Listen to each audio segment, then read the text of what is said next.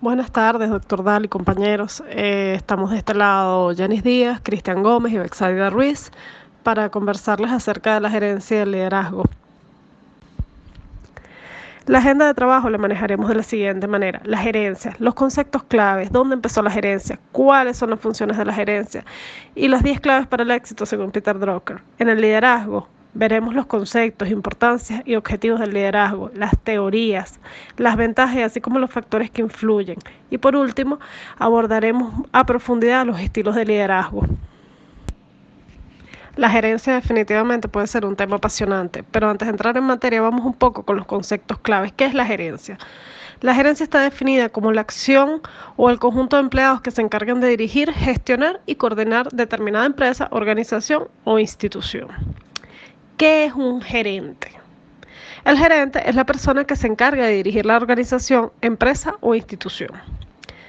Gerencia y dirección, porque son dos conceptos que tienden a confundirse. La gerencia es el estudio para adquirir la condición de gerente. La dirección es una responsabilidad que siempre va a tener todo gerente. Entonces hay que diferenciar muy bien los conceptos de gerencia y dirección. Al iniciar este trabajo, lo primero que pensé fue qué enfoque le iba a dar a este tema, porque vale la pena abordar los conceptos de gerencia actual, pero ¿qué pasa con la historia de la gerencia como tal? ¿Cómo llegamos a donde estamos? Y me debatí entre cómo utilizar el tiempo, si hablábamos del pasado o hablábamos del presente y del futuro. Y me vino a la mente un pensamiento de George Santayana, quien yo admiro mucho, es un filósofo español, que su frase más emblemática es: aquellos que no pueden recordar el pasado están condenados a repetirlo.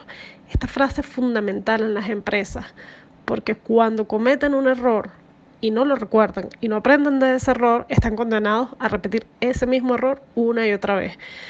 Por eso he tomado un enfoque histórico para abordar el tema de la gerencia. ¿Dónde empezó la gerencia o cuál es la línea de tiempo de la gerencia? Para responder a esta pregunta hay que hacer una clara diferenciación. Una cosa es el estudio de la gerencia como ciencia y otra cosa es el ejercicio de la gerencia o dirección de actividades. Obviamente, desde la antigüedad hay ejemplos de gerencia. Construcción de grandes obras civiles como las pirámides, el gobierno de los romanos, entre muchísimas otras, así como prácticas de liderazgo y estrategias de guerra de Sun Tzu, por ejemplo. Sin embargo, la gerencia como tal empieza a estudiarse de forma científica en 1911 con Frederick Taylor. Esta línea de tiempo que están mirando ustedes en este momento contiene algunos de los hitos más importantes de la gerencia. Sin embargo, no son todos los hitos que hay en la historia de la gerencia, solo algunos que a mí me parecieron quizás los más resaltantes para este caso. 1911, Frederick Taylor publica su libro Los Principios de la Administración Científica. Él, junto con Gantt, que en 1914 crea los diagramas de Gantt, son los principales exponentes de la administración científica. En 1912, entre Taylor y Gantt, se crea en Harvard la primera escuela o el primer curso de gestión estratégica. En 1938, Chester Barnard publica un libro llamado Las funciones del ejecutivo, que todavía sigue siendo de relevancia. En 1954, Peter Drucker, que es el padre de la administración moderna, publica su libro Las prácticas de la gerencia. Hasta 1995, que Jeff Bezos crea Amazon y se convierte en lo que conocemos todos hoy como un gigante de la venta en línea. Funciones de la gerencia. Hay una serie de actividades que deben cumplir la gerencia, entre las que obviamente priman la planificación y la organización del trabajo, así como el seguimiento y control. Hay 6 funciones claves. La primera, la gerencia debe organizar y planificar todo el trabajo. La segunda, controla y da seguimiento a la ejecución de ese trabajo que planificó. La tercera, que va ligada con las dos anteriores, se encarga de que los objetivos se cumplan, por las vías que sea que haya que cumplir los objetivos, pero se encarga de que los objetivos planificados se cumplan. Para esto, tiene que usar una serie de estrategias. Una de ellas, y viene a ser el cuarto punto, la cuarta función de la gerencia, que es sumamente importante, es liderar y motivar al equipo humano que está detrás de los proyectos. La quinta actividad fundamental, responder ante las autoridades. La gerencia debe responder ante las autoridades superiores, entiéndase presidencia, juntas directivas, dueños, dependiendo del caso. Obviamente una de las funciones del gerente es responder ante las autoridades respecto al cumplimiento de las metas y los objetivos planteados. Y la última, que está vinculada un poco a la cuarta, así como motivas al equipo, también desarrollas programas para impulsar la productividad. En las dos próximas láminas vamos a ver las 10 claves para el éxito según Peter Drucker. Peter Drucker fue un abogado de origen austriaco que es considerado el padre de la gerencia moderna, aunque él prefirió ser catalogado como un escritor y un ecologista social. Él propone 10 claves que debe seguir todo gerente, que algunas son bastante innovadoras y disruptivas, de hecho. La primera es la descentralización. Él considera que la toma de decisiones de todas las empresas debe estar descentralizada, no debe recaer en manos de un solo individuo. La segunda, que esta pudiese parecer un poco obvia para muchos, pero en el momento en que él escribe este tratado, que fue en 1954, quizás no era tan claro esto para todas las empresas. Los objetivos. Para él, los objetivos son la piedra angular de toda estrategia gerencial. Un gerente sin objetivos no va a funcionar. 3. Esta es quizás en mi criterio la más disruptiva de todas las principios de Peter Drucker. Él habla del autogobierno de la empresa. Él considera que todos los aspectos de la empresa, desde sueldos, salarios, horarios, dirección, deben ser gestionados por los propios empleados y los equipos de trabajo. La empresa debe tener autogobierno. El cuarto, que quizás es el más motivante, enfocarse en las oportunidades. Cuando llegan los momentos de dificultad, Peter Drucker plantea que no hay que enfocarse a pensar en las dificultades, sino en las oportunidades que son las que te van a permitir solucionar el problema. La quinta de esta lámina es el valor del recurso humano. Para Peter Drucker, los empleados son el nuevo valor de la empresa. El capital más grande de la empresa es el empleado. Continuando con las claves para el éxito de Peter Drucker. Drucker plantea como su punto 6 los trabajadores del conocimiento. Esto hace referencia a que el principal capital de todas las empresas no es su capital, sino el conocimiento que tienen sus empleados. La séptima, el SEO y la eficiencia. Este planteamiento hace referencia a que un CEO debe controlar su tiempo y dirigir todos sus esfuerzos hacia lograr los objetivos planteados en la empresa. La octava, el cliente sabe más que nosotros. Esta se parece que el clásico que dice, bueno, el cliente siempre tiene la razón. Efectivamente, quizás se plantea un poco más amplio, pero el cliente siempre va a saber mejor que el empresario cuál es su necesidad. El cliente es el que te va a decir qué quiere y qué necesita. Y esto va un poco de la mano del tema de análisis de los mercados. Si la empresa puede anticiparse a las necesidades de los clientes, va a ser exitosa. 9. Este principio va relacionado con la práctica de responsabilidad social, que en aquel momento todavía no estaba descrita como tal. Las organizaciones, dice Peter Drucker, van a ser el principio integrador de la sociedad. Y la 10ª habla del liderazgo. Él no plantea el liderazgo como un don innato, sino más bien lo plantea como una capacidad o un conjunto de capacidades que se pueden entrenar con esfuerzo y a lo largo del tiempo. Y plantea que la única forma que exista autoridad es que haya responsabilidad. Esta lámina sintetiza cuáles son las 5 características que debe tener un buen gerente. La primera es el conocimiento. Un buen gerente tiene que tener conocimiento específico del área en el que está trabajando. Además de los conocimientos obvios de administración, de gerencia, de liderazgo, debe tener conocimiento del área sustantiva del equipo de trabajo que está gerenciando. La segunda, el pensamiento estratégico. Un buen gerente tiene que ser un visionario. Es una persona que debe tener los objetivos y las metas claras. ¿A dónde quiere llevar su equipo? ¿A dónde quiere dirigir su equipo? ¿A dónde quiere dirigir la empresa? ¿A dónde quiere llegar? La tercera, liderazgo. Bien sea innato o adquirido, un buen gerente debe tener la capacidad de motivar y de movilizar a sus equipos de trabajo hacia lograr los objetivos y las metas que él se planteó. La cuarta, la actitud. Y cuando me refiero a actitud, estoy hablando de la actitud positiva y el optimismo. Cada gerente debe pensar que puede alcanzar las metas que se planteó. Para él deben ser factibles, porque si él no cree en esas metas, no las van a conseguir. Y bueno, la quinta y última, obviamente los resultados. todo buen gerente debe ofrecer producto, debe tener resultados que estén de la mano de las metas que se planteó previamente. En esta imagen ven a Mohamed Rashid Al Maktoum. Este señor es el jeque de Dubái y de los Emiratos Árabes, probablemente uno de los gerentes más exitosos de la época moderna. Él logró aumentar el Producto Interno Bruto de Dubái en un 400%.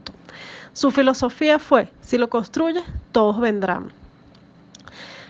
Este país era monoexportador petrolero y tenía la información de sus investigadores que en 2010 se iban a acabar sus reservas petroleras, por lo cual la visión que tuvo este señor fue modernizar el país y crear condiciones para atraer el turismo y depender menos del petróleo. En este momento, Dubái solo depende en un 20%. Los ingresos de Dubái solo dependen en un 25% del petróleo. Ha pasado una profunda transformación y los sectores que más generan ingresos son el comercio, los servicios financieros y el negocio inmobiliario. Es Dubái una de las economías más prósperas y pujantes del mundo.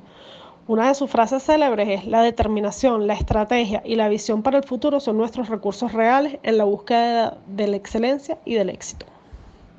Bueno, compañeros, y ya para cerrar y que empiece Betsaida a hablarnos de liderazgo, les dejo algunas palabras que se han vuelto muy comunes. El caso de SEO. SEO no es más que las siglas de Chief Executive Officer, que se traduce como director ejecutivo. El famoso CTO es el responsable de tecnología, o lo que llamaríamos nosotros el director de tecnología de información o gerente de tecnologías de información. El CMO es el encargado de marketing o mercadeo, y el famoso CFO es el director financiero. Esto se los dejo aquí como un comentario a pie de página porque se usan estos nombres y algunas personas en el mundo hispanohablante pues consideramos que se trata de otra cosa, pero simplemente son acrónimos para los nombres y las responsabilidades que todos ya conocemos. Y bueno, muchachos, hasta aquí llego yo y ahora les comenta mi compañera Betsaida acerca del liderazgo. Muy buenas noches, profesor, buenas noches, compañeros. Mi nombre es Betsaida Ruiz. Mi punto a exponer es el liderazgo. Voy a comenzar citando a un autor como es Ralph Stoudy, el cual lo define como el proceso de dirigir las actividades laborales de los miembros de un grupo y de influir en ellas. Esta tiene 4 implicaciones importantes. En primer término, el liderazgo involucra a otras personas, es decir, a empleados o seguidores, los miembros de un grupo. Dada su voluntad para aceptar las órdenes del líder, ayudan a definir la posición del líder y permite que transcurra el proceso de liderazgo. Si no hubiera que mandar, las cualidades del liderazgo serían irrelevantes. En un segundo término, entraña una distribución desigual del poder entre los líderes y los miembros del grupo. Los miembros del grupo no carecen de poder, pueden dar forma y de hecho lo hacen a las actividades del grupo de distintas maneras. Sin embargo, por regla general, el líder tendrá más poder. El tercer aspecto, el liderazgo, es la capacidad para usar las diferentes formas del poder para influir en la conducta de los seguidores. Es decir, que ciertamente el liderazgo puede direccionar, controlar, cambiar la conducta de un sujeto, de un individuo, de un empleado. Y esto nos lleva a un cuarto aspecto, que es una combinación entre estos 3 primeros. Vamos a citar un autor como es James Gregor Burns, donde él hace referencia a que el liderazgo es la moral y se refiere a los valores y requiere que ofrezca a los seguidores suficiente información sobre las alternativas para que cuando llegue el momento de responder a la propuesta de liderazgo de un líder puedan elegir con inteligencia. Importancia del liderazgo. El liderazgo es importante por ser la capacidad de un jefe para guiar y dirigir, por ser una organización que pueda tener una planeación adecuada y control de procedimiento. Esto es a través de la misma organización y no sobrevivir a la falta de un líder apropiado. Es vital para la supervivencia de cualquier negocio u organización. Y el líder, en muchas organizaciones con una planeación deficiente y malas técnicas de organización y control han sobrevivido debido a la presencia de un liderazgo dinámico. Es decir, que no siempre podemos encontrar un buen líder, sino que de acuerdo a las técnicas que ésta utiliza y el control que se lleva dentro de una organización, puede ser posible que sobreviva. El liderazgo tiene como objetivo tener en cuenta unos objetivos significativos tanto para él como para la organización y colaboradores, que se concretan en satisfacer las necesidades distintas a las económicas. De ahí viene una estrecha relación con la motivación, es decir, que tanto el líder como la organización necesitan motivación. Dentro de las teorías del liderazgo, podemos decir que en el campo de la ciencia de la organización, el liderazgo es uno de los temas más estudiados por sus numerosos desacuerdos. En relación con dicho tema, existen múltiples puntos de vista que han dado lugar a diferentes teorías que han ido evolucionando en paralelo con la sociedad. Pero pese a las múltiples perspectivas, hay un enfoque en la actualidad, y es que el gran reto del líder está en conseguir de las personas una ilusión, una capacidad de empuje y una actitud activa que permita canalizar todas las energías creativas de la organización hacia la consecución de un proyecto en común, es decir, donde todos puedan salir beneficiados. Podemos distinguir dos posturas, como son: plantea la cuestión de si los líderes nacen o se hacen, es decir, si el líder es algo innato o se aprende, en donde podemos indicar que el liderazgo como rasgo de personalidad, este viene a indicarnos que es algo innato, difícilmente modificable. Se trata de rasgos que pueden ser identificados y medidos, por tanto se puede seleccionar las personas en función de que tengan o no rasgos. Aquí podemos utilizar una famosa teoría de los rasgos o teoría del gran hombre. El liderazgo también puede ser como comportamiento, que se trata de determinar qué tipo de conducta despliegan estos líderes y, una vez descubierta, diseñar programas de formación para instalar estos estilos de conducta a los líderes actuales o potenciales. Tenemos la teoría de la conductas orientadas hacia las tareas y hacia los empleados. Estos están relacionados con el análisis de las variables situacionales, donde podemos decir que estos tienen dos posturas: uno, el liderazgo como situación, y el liderazgo no situacional. El liderazgo como situación llega a la conclusión de que no es posible hacer afirmaciones generales, pues los resultados varían según las circunstancias. Y el liderazgo no situacional no contempla las variables situacionales, proponen modelos de líderes universales válidos en cualquier situación. Es decir, las teorías no situacionales, teoría del intercambio, teoría del condicionamiento operante y teoría de las atribuciones. Podemos decir que las ventajas que se dan en el liderazgo hacen que funcionen como equipo. Los miembros del equipo comprenden sus objetivos. Ellos van a apoyarse entre sí y a su vez van a tener la disposición de realizar un esfuerzo extra cuando sea preciso, un tiempo fuera de lo normal, donde ellos tengan la disponibilidad de trabajar en equipo. Busca la excelencia profesional. La excelencia viene unida entre el equipo y el líder. Todos conocen la función del equipo y su labor, y por lo general este liderazgo tiene una mayor motivación y eficacia cuando se asignan las labores a las personas más cualificadas para realizarlas, es decir, con la mejor dirección llevada por este líder. Existen inconvenientes de un mal liderazgo. Cuando el líder no realiza bien sus funciones y no desempeña el papel, el rol como líder, el grupo y los miembros de este que componen la organización se sienten que no saben qué hacer. Estos tienen falta de motivación, no funcionan como equipo, el grupo solo trabaja para cumplir.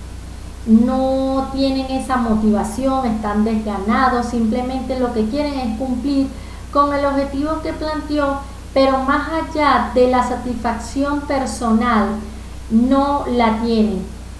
Hacen crear un mal ambiente laboral y los trabajos no se desarrollan al potencial como debería ser. Por eso es tan importante el desempeño de un líder. Los factores que pueden influir en su eficacia dentro del liderazgo es la personalidad de este liderazgo. Los valores, la formación, la experiencia del líder marcan la tipología del liderazgo. Las expectativas y comportamientos de los superiores. Al ostentar poder, su comportamiento incidirá en el de los subordinados. Las características, expectativas y comportamientos de los subordinados. Esto va a funcionar coordinadamente en gran medida el éxito de un líder. La necesidad de la tarea. La naturaleza del trabajo marca el tipo de liderazgo más eficaz. Cultura de la empresa. Esta moldea el comportamiento del líder y las expectativas de los subordinados. Y las expectativas y comportamientos de los colegas a través de los directivos que ostentan el mismo nivel jerárquico que el líder constituyen un importante grupo de referencia. Los tipos de liderazgo.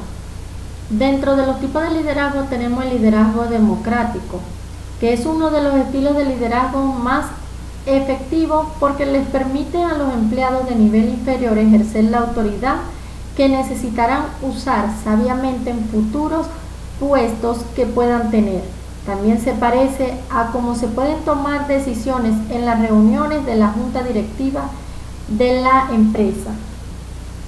Como segundo liderazgo tenemos el autocrático, que es el contrario del liderazgo democrático. En este estilo de liderazgo, el líder toma decisiones sin recibir aportes de nadie que les informe.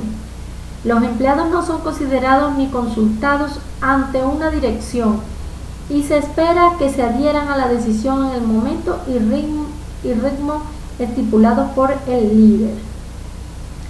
Hablamos también del líder del laissez-faire, donde se dice que el término francés laissez-faire se traduce literalmente como déjelos hacer, y los líderes que lo adoptan otorgan casi toda la autoridad a sus empleados.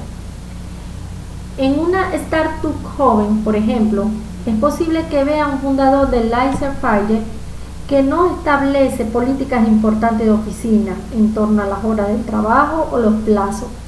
Podrían confiar plenamente en sus empleados mientras se concentran en el funcionamiento general de la administración de la empresa. El liderazgo estratégico, se sientan en la intersección entre las operaciones principales de una empresa y sus oportunidades de crecimiento. Él o ella acepta la carga de los intereses ejecutivos mientras se asegura de que las condiciones de trabajo actuales se mantengan estables para todos los demás. Este es un estilo de liderazgo deseable en muchas empresas porque el pensamiento estratégico admite múltiples tipos de empleados a la vez. Tenemos otro tipo de liderazgo como es el liderazgo transformacional, que siempre está en transformación y mejorando las convenciones de la compañía. Los empleados pueden tener un conjunto básico de tareas y objetivos que completan cada semana o mes, pero el líder los empuja constantemente fuera de su zona de confort. Al comenzar un trabajo con este tipo de líder, todos los empleados pueden obtener una lista de objetivos a alcanzar, así como los plazos para alcanzarlos. El liderazgo transaccional son bastante comunes hoy en día. Estos gerentes recompensan a sus empleados precisamente por el trabajo que realizan. Un equipo de marketing que recibe una bonificación programada por ayudar a generar un cierto número de clientes potenciales para el final del trimestre es un ejemplo común de liderazgo transaccional. El liderazgo estilo entrenador es comúnmente efectivo, es decir, que de manera similar al entrenador de un equipo deportivo, este líder se enfoca en identificar y nutrir las fortalezas individuales de cada miembro de su equipo. También se centran en estrategias que permitirán a su equipo trabajar mejor juntos.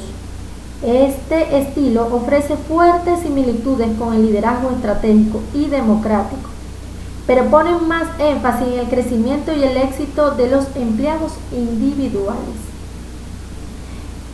Y por último tenemos el liderazgo burocrático, que es raramente efectivo. Los líderes burocráticos siguen los libros. Este estilo de liderazgo puede escuchar y considerar los aportes de los empleados, a diferencia del liderazgo autocrático. Pero el líder tiende a rechazar los aportes de un empleado si entra en conflicto con la política de la empresa o las prácticas pasadas. Pueden encontrarse con un líder burocrático en una empresa más grande, antigua o tradicional. En estas empresas, cuando un colega o empleado propone una estrategia sólida que parece nueva o una tradicional, los líderes burocráticos pueden rechazarla. Su resistencia podría deberse a que la compañía ya ha tenido el éxito con los procesos actuales y probar algo nuevo podría perder tiempo o recursos si no funciona. Muchísimas gracias por su atención, profesor y mis compañeros. Gracias. Buenas tardes, compañeros, soy Cristian Gómez y continuemos con la exposición. Para empezar, vamos a definir qué es un rol, que no es más que un papel o función que alguien o algo representa por voluntad propia o por imposición. Básicamente, esta palabra se viene del inglés role, que significa papel de un actor, que también viene del francés rôle. Los roles son funciones que le son atribuidas a una persona para que en determinadas situaciones o circunstancias actúe o se comporte de acuerdo a su conjunto de pautas en satisfacción de una serie de expectativas. Por ejemplo, podemos poner el rol que tiene un actor que representa el papel de un villano en una obra de teatro, o un político que puede ejercer su rol de vocero de su partido, por ejemplo, entre otros muchísimos roles que hay. Bueno, nosotros en nuestro caso vamos a ver la tabla que tiene el profesor Mixberg, que son básicamente los 10 tipos de gerente que puede existir en una organización, según el profesor Henry. Entonces, estos 10 tipos se dividen en tres subgrupos grandes, cual tenemos el interpersonal, el informativo y la decisión. Vamos a empezar primero con el interpersonal, en el cual tenemos tres, que son la figura de autoridad, el líder y el enlace. La figura de autoridad puede ser básicamente el jefe simbólico, que está obligado a realizar deberes rutinarios de índole legal o social. Pues básicamente es como decir el CEO de la compañía, que se encarga básicamente de ese, como decir, la persona que tiene la última toma de decisiones final. Tenemos el rol del líder, que es el responsable de la motivación de los subordinados, responsable de reunir el personal, capacitarlo y deberes relacionarlo. Entonces, básicamente es el que agarra a todos sus subordinados y hace que los impulsa a que sean mejores cada día según el rol que le toca en la organización. Después tenemos el rol del enlace, que es el que se encarga de crear y mantener una red de contactos externos e informadores que le hacen favor y le dan información. Básicamente es el que la necesitas cuando tienes algún problema o alguna situación de que esa persona te pueda ayudar a resolverlo. Después tenemos en el siguiente subgrupo, que es el informativo, el cual también son tres, que son el supervisor, el difusor y el vocero. El supervisor no es más que el que busca y recibe amplia información interna y externa para comprender a fondo la organización y el ambiente. Básicamente podríamos ponerle el cargo como un gerente general, el cual siempre va a tener como decir ese rol de que tiene que estar tan pendiente de la información que está dentro de su empresa como de afuera, para seguir siempre tener el día de la toma de decisiones. El difusor es el que transmite la información recibida de afuera o de los subordinados a los miembros de la organización. Es básicamente el que es la persona que, como decir, el vicepresidente informativo, el cual se encarga de reunir toda esa información y transmitirla. El vocero no es más que la persona que transmite la información a la gente de afuera sobre los planes de la organización, política, acciones, etc. Podríamos verlo como el rol del secretario de prensa del presidente de cualquier nación, que es el que se encarga de transmitir todas esas informaciones de la organización interna hacia el exterior. Y por último, tenemos los roles de decisión, de los cuales son 4, que tenemos el empresario, el manejador de perturbaciones, el distribuidor de recursos y el negociador. Básicamente, el empresario busca oportunidades en la organización y el entorno inicia proyectos de mejora para producir cambios. Y básicamente es el que busca la mejor oportunidad en el mercado para aprovecharla. El manejador de perturbaciones es el responsable de las acciones correctivas cuando la organización enfrenta perturbaciones graves e inesperadas. Es básicamente el que resuelve los problemas graves que pueda tener una organización.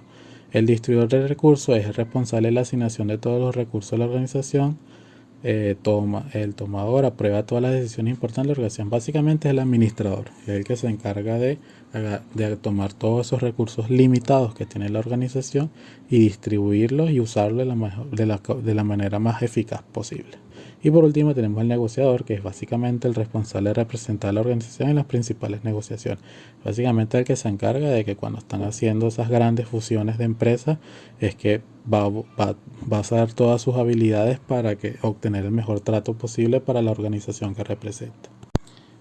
Muy bien, continuemos ahora lo que es la comunicación y sus elementos. Vamos a hacer un breve resumen de esto porque ya lo vimos en clases anteriores. La comunicación no es más que el proceso que consiste en la transmisión de información desde el punto de origen a un punto de llegada.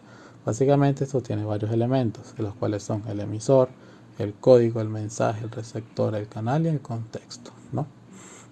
Vamos a hacer un breve resumen de cada uno. El emisor básicamente es quien envía el mensaje. Luego tenemos el mensaje en sí, que es lo que el emisor quiere decirle al receptor. El receptor no es más que la persona que recibe el mensaje proveniente del emisor. Tenemos el canal, que es por donde se envía el mensaje. Luego tenemos el referente, que es lo que se evoca en el mensaje, que quiere decir el mensaje. Tenemos el código, que es el conjunto de signos del cual forma el mensaje. Y el contexto es el lugar en donde se lleva a cabo el proceso comunicativo. Ahora partiendo de esto, podemos ahora fusionarlo con los roles que definió el profesor Misner, y ahora hacemos la fusión de lo que queremos decir, que son los roles gerenciales y la vinculación con el componente comunicacional. Aquí vamos a citar al profesor Abraham Nosnik, que nos dice lo siguiente, que la comunicación gerencial no es más que el conjunto de mensajes que ocurren entre la cabeza o líder de un equipo y sus colaboradores. El objetivo de la comunicación gerencial es aumentar en lo posible la efectividad de cada equipo en cada nivel y procura también la sinergia entre las diferentes áreas y entre diversos niveles jerárquicos de la organización. El profesor Abraham dice que para que la comunicación gerencial se lleve a cabo se deben hacer 2 procesos en paralelo. El primero es la infraestructura para el trabajo y el segundo, un apoyo para el primero, valga la redundancia, se llama proceso de apoyo. La infraestructura para el trabajo consiste en 5 fuentes de recursos. El primero, que son los recursos humanos, que son básicamente las personas que integran el grupo de trabajo. Segundo, el clima laboral, que esto está influenciado por el estilo de liderazgo del jefe, que puede ser un clima laboral beneficioso, que más bien va a facilitar que los logros de la organización se lleven a cabo, o puede ser un obstáculo para que dichos logros se lleven a cabo. Los recursos materiales son básicamente insumos, presupuesto, tecnología, cualquier cosa que se utilice para el grupo de trabajo.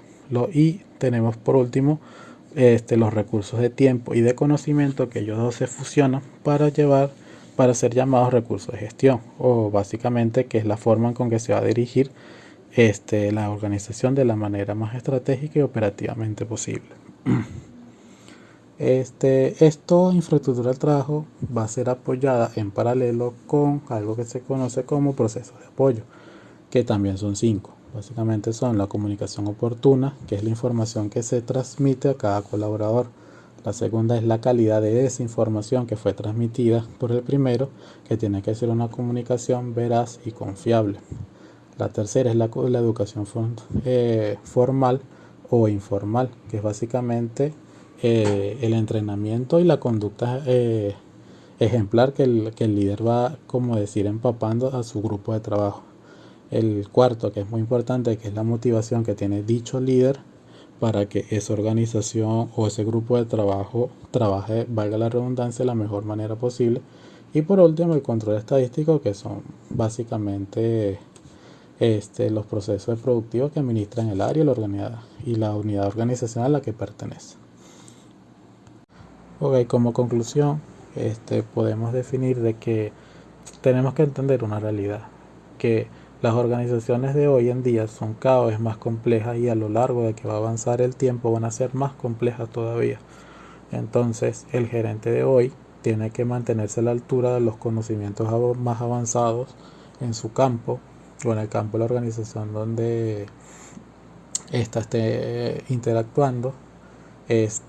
Tiene que entender el gerente de que la comunicación es una de las llaves más importantes que va a tener en la organización, ya que si él tiene la capacidad de comunicarse muy bien con su equipo de trabajo y con sus superiores, los objetivos van a poder ser alcanzados más rápido. Al ser alcanzados más rápido, puedo tener ventajas con las demás organizaciones que compiten conmigo. Eso es muy importante. Además que el gerente, que es un líder, tiene que tener el muy amplio manejo de lo que son las técnicas efectivas de comunicación, además de que tiene que siempre estar liderando y motivando a su personal para que esos objetivos se cumplan de la manera más rápido posible. Además que las personas también crezcan, valga la redundancia, como personas, porque no solamente se trata de que la organización crezca, sino que la persona en sí también crezca en sus objetivos personales. O sea, todo eso va de la mano, todo eso tiene una sinergia. Y bueno, siempre vamos a entender que el ser humano siempre va a tener la necesidad y la obligación de comunicarse. O sea, a partir de ese hecho, siempre la comunicación tiene que ser algo esencial. Muchísimas gracias por nuestra exposición.